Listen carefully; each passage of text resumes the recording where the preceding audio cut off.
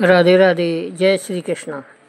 दोस्तों, बैसाख शुक्ल एकादशी को मोहिनी एकादशी कहा जाता है। इस एकादशी का व्रत करने से व्यक्ति मोह माया के बंधनों से मुक्त हो जाता है, उसके सारे पाप कट जाते हैं और उसे मोक्ष प्राप्त हो जाता है। यह एकादशी भगवान श्री कृष्ण को परम प्रिय है।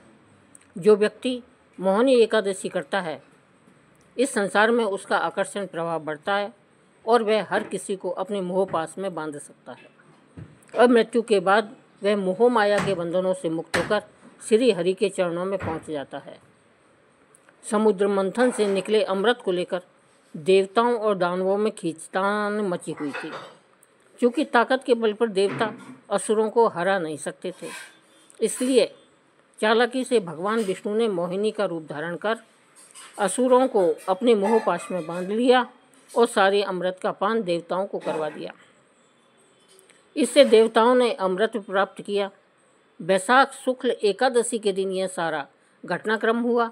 इस कारण से इस एकादशी को मोहिनी एकादशी कहा जाता है। अब आइए सुनते हैं मोहिनी एकादशी की व्रत कथा।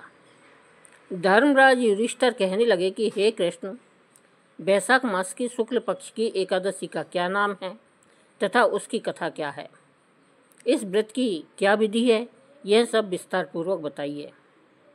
श्री कृष्ण कहने लगे कि हे धर्मराज, मैं आपसे एक कथा कहता हूँ जिसे महर्षि वशिष्ठ ने श्री रामचंद्र जी से कहा था। एक समय श्री राम बोले कि हे गुरुदेव, कोई ऐसा व्रत बताइए जिससे समस्त पाप और दुख का नाश हो जाए। मैंने सीता जी के वियोग में बहुत दुख भोगे हैं। महर्षि वशिष्ठ बोले, हे राम, आपने बहुत सुंदर प्रश्न किया है। आपकी बुद्धि अत्यंत शुद्ध तथा पवित्र है। यद्यपि आपका नाम स्मरण करने से ही मनुष्य पवित्र और शुद्ध हो जाता है। बैसाख मास में जो एकादशी आती है उसका नाम मोहिनी एकादशी है। इसका व्रत करने को मात्र से ही मनुष्य सब पापों से तथा दुखों से छूटकर मोह जाल से मुक्त हो जाता है। मैं इसकी कथा कहता हूँ, ध्यानपूर्वक सुनो। सरस्वती नदी के तट पर भद्रावती नाम की एक नगरी में द्युतिमान नामक चंद्रवंशी राजा राज करता था। वहाँ धन धान्य से संपन्न व पुण्यवान धनपाल नामक वैश्य भी रहा करता था। वह अत्यंत धर्मालु और विष्णु भक्त था। उसने नगर में अनेक भोजनालय, प्याऊ, कुएं, सरोवर, धर्मशाला आदि बनवाए थे। सड़कों पर आम, जामुन, नीम आदि के अनेक वृक्ष भी लगवाए थे। उसके 5 पुत्र थे, सुमना, सद्बुद्धि, मेधावी, सुकृति और धृष्ट बुद्धि। इनमें से 5वां पुत्र धृष्ट बुद्धि महापापी था। वह पितर आदि को नहीं मानता था। वह वेश्या, दुराचारी मनुष्यों की संगति में रहकर जुआ खेलता और पर स्त्री के साथ भोग विलास करता तथा मद्य मांस का सेवन करता था। इसी प्रकार अनेकों कुकर्मों में वह पिता के धन को नष्ट करता रहता था।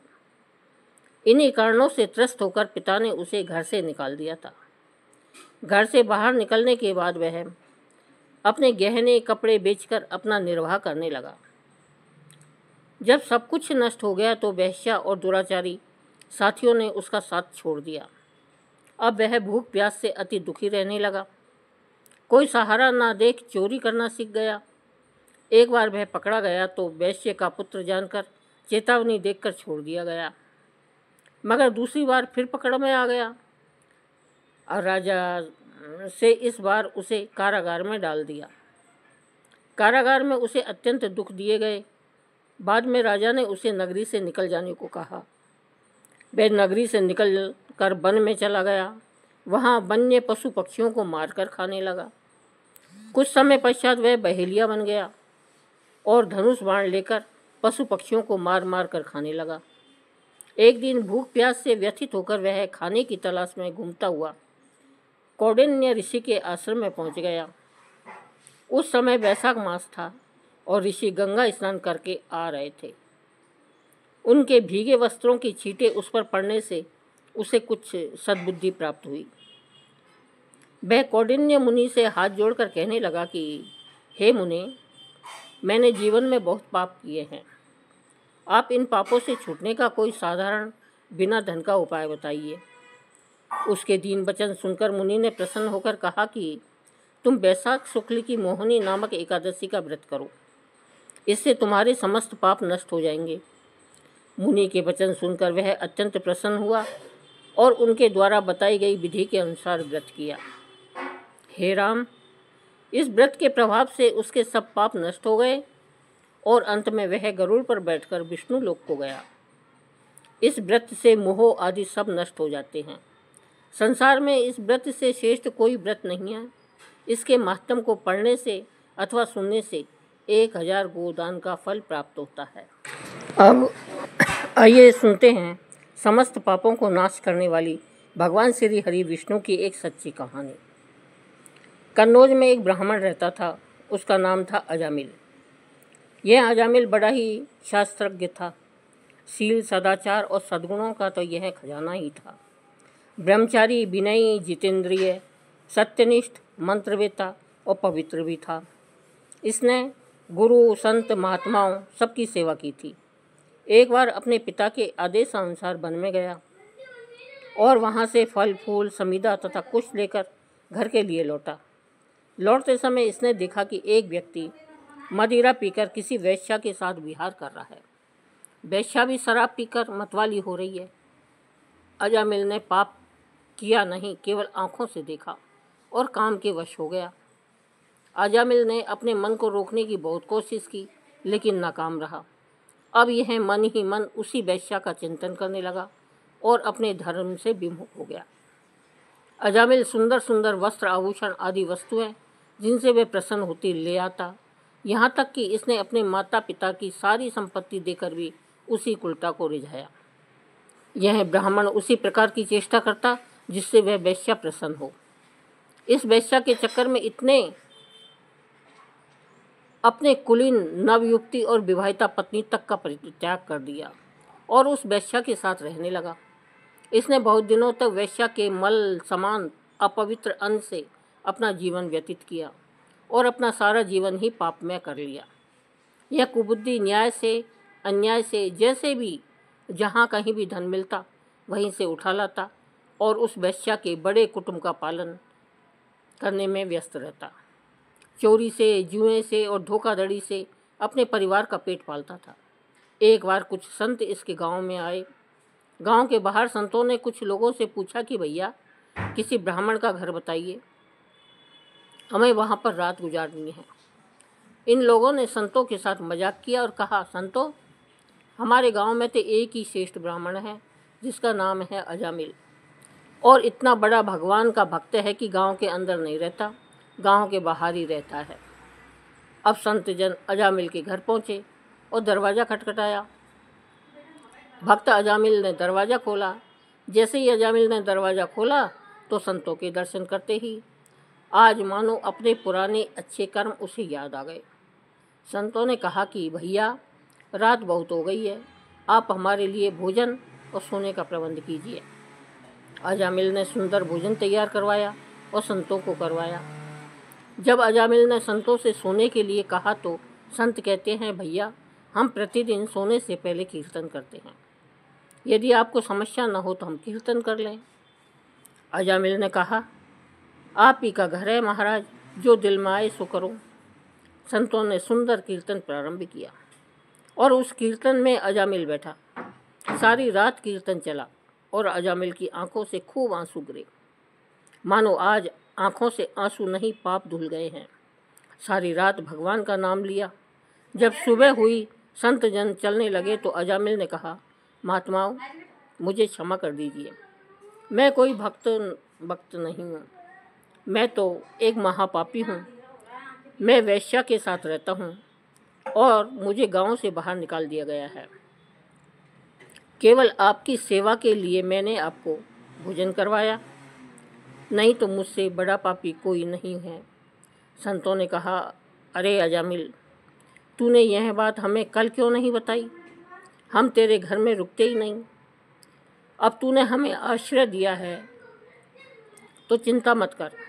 ये बता, तेरे घर में कितने बालक हैं? अजामिल ने बता दिया कि महाराज 9 बच्चे हैं और अभी ये गर्भवती है। संतों ने कहा कि इस बार जो तेरे संतान होगी वो तेरे पुत्र होगा और तू उसका नाम नारायण रखना, या तेरा कल्याण हो जाएगा। संत जन आशीर्वाद देकर चले गए।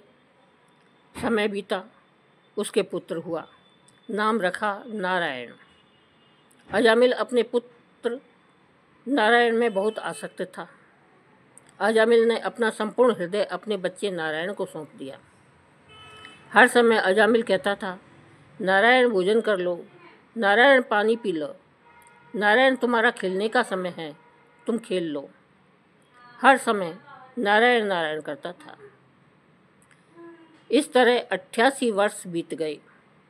वह अतिशय मूढ़ हो गया था।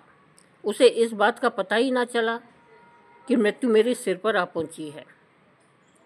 अब वह अपने पुत्र बालक नारायण के संबंध में ही सोचने विचारने लगा। इतने में ही अजामिल ने देखा कि उसे ले जाने के लिए यमराज के दूत आए हैं और वह नारायण नारायण पुकारने लगा। भगवान के पार्षदों ने देखा कि यह मरते समय हमारे स्वामी भगवान नारायण का नाम ले रहा है, उनके नाम का कीर्तन कर रहा है। अतः वे बड़े बेग से झटपट वहां आ पहुंचे। उस समय यमराज के दूत दासीपति अजामिल के शरीर में से उसके सूक्ष्म शरीर को खींच रहे थे। विष्णु दूतों ने बलपूर्वक रोक दिया। उनके रोकने पर यमराज के दूतों ने उनसे कहा, अरे धर्मराज की आज्ञा का निषेध करने वाले, तुम लोग कौन हो? तुम किसके दूत हो? कहाँ से आए हो? और इसे ले जाने से हमें क्यों रोक रहे हो? जब यमदूतों ने इस प्रकार कहा तब भगवान नारायण के आज्ञाकारी पार्षदों ने हंसकर कहा, यमदूतों, यदि तुम लोग सचमुच धर्मराज के आज्ञाकारी हो तो हमें धर्म का लक्षण और धर्म का तत्व सुनाओ। दंड का पात्र कौन है? यमदूतों ने कहा, वेदों ने जिन कर्मों का विधान किया है वे धर्म हैं और जिनका निषेध किया है वे अधर्म हैं। वेद स्वयं भगवान के स्वरूप है। वे उनके स्वाभाविक श्वास प्रश्वास एवं स्वयं प्रकाश ज्ञान है, ऐसा हमने सुना है। पाप कर्म करने वाले सभी मनुष्य अपने अपने कर्मों के अनुसार दंडनीय होते हैं। भगवान श्री हरि विष्णु जी के पार्षदों ने कहा, यमदूतों, यह बड़े आश्चर्य और खेद की बात है कि धर्मज्ञों की सभा में अधर्म प्रवेश कर रहा है, क्योंकि वह निरपराध और अदंडनीय व्यक्तियों को व्यर्थ ही दंड दिया जाता है। यमदूतों, इसने कोटि कोटि जन्मों की पाप राशि का पूरा पूरा प्रायश्चित कर लिया है, क्योंकि इसने विवश होकर ही सही भगवान के परम कल्याण में मोक्षप्रद नाम का उच्चारण तो किया है। जिस समय इसने नारायण इन 4 अक्षरों का उच्चारण किया, उसी समय केवल उतने से ही इस पापी के समस्त पाप का प्रायश्चित हो गया। चोर, शराबी, मित्रद्रोही, ब्रह्मघाती, गुरु पत्नीगामी ऐसे लोगों का संसर्गी, स्त्री, राजा, पिता और गाय को मारने वाला, चाहे जैसा और चाहे जितना बड़ा पापी हो, सभी के लिए यही इतना ही सबसे बड़ा प्रायश्चित है कि भगवान के नाम का जाप किया जाए, क्योंकि भगवान नामों के उच्चारण से मनुष्य की बुद्धि भगवान के गुण, लीला और स्वरूप में रम जाती है और स्वयं भगवान की उसके प्रति आत्मीय बुद्धि हो जाती है। तुम लोग अजामिल को मत ले जाओ, इसने सारे पापों को प्रायश्चित कर लिया है, क्योंकि इसने मरते समय भगवान के नाम का उच्चारण किया है। इस प्रकार भगवान के पार्षदों ने भागवत धर्म का पूरा पूरा निर्णय सुना दिया और अजामिल को यमदूतों के पास से छुड़ाकर मृत्यु के मुख से बचा लिया। भगवान की महिमा सुनने से अजामिल के हृदय में शीघ्र ही भक्ति का उदय हो गया। अब वह अपने पापों को याद करके बड़ा पश्चाताप करने लगा। अजामिल मन ही मन सोचने लगा, अरे मैं कैसा इंद्रियों का दास हूँ।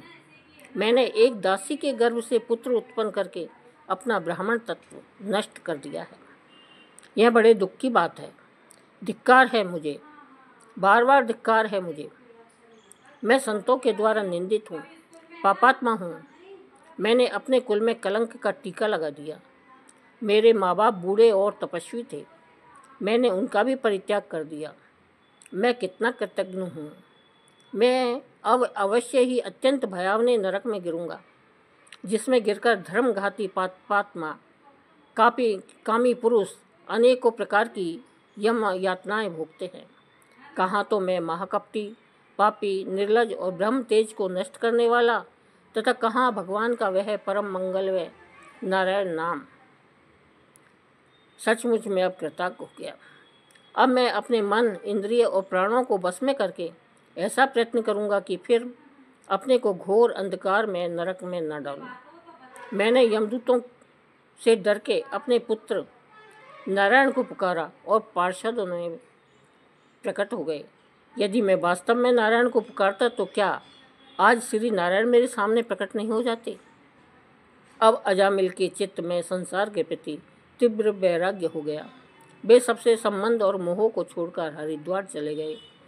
उस देव स्थान में जाकर वे भगवान के मंदिर में आसन पर बैठ गए और उन्होंने योग मार्ग का आश्रय लेकर अपनी सारी इंद्रियों को अन्य विषयों से हटाकर मन भगवान श्री हरि विष्णु में लीन कर लिया और मन को बुद्धि में मिला दिया। इसके पश्चात आत्मचिंतन के द्वारा उन्होंने बुद्धि को विषयों से पृथक कर लिया तथा भगवान के धाम अनुभव स्वरूप पर ब्रह्म में जोड़ दिया। इस प्रकार जब अजामिल की बुद्धि त्रिगुणमयी प्रकृति से ऊपर उठकर भगवान के स्वरूप में स्थित हो गई, तब उन्होंने देखा कि उनके सामने वे ही चारों पार्षद जिन्हें उन्होंने पहले देखा था खड़े हैं। अजामिल ने सिर झुकाकर उन्हें नमस्कार किया। उनका दर्शन पाने के बाद उन्होंने उस तीर्थ स्थान में गंगा के तट पर अपना शरीर त्याग दिया और तत्काल भगवान के पार्षदों का स्वरूप प्राप्त कर लिया। अजामिल भगवान के पार्षदों के साथ स्वर्णमय विमान पर आरूढ़ होकर आकाश मार्ग से भगवान लक्ष्मीपति के निवास स्थान बैकुंठ को चले गए। बोलो विष्णु देव भगवान की जय। बोलिए नारायण भगवान की जय। दोस्तों, अगर वीडियो पसंद आई हो तो हमारे चैनल को सब्सक्राइब करिए और वीडियो को लाइक करिए, दोस्तों को शेयर कीजिए। धन्यवाद।